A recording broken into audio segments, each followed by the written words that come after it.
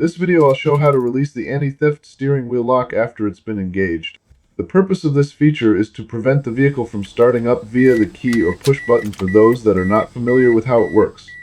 First thing I'll show is how to engage the lock, which can also be done by accident when getting out of the vehicle. With the key out of the ignition, all you have to do is pull the steering wheel down to the right until it locks.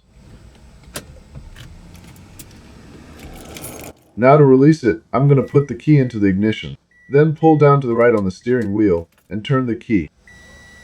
Hopefully this video has helped, and feel free to ask any questions that you still may have in the comments. Thank you for watching, and please like and subscribe for more quick and on-point videos.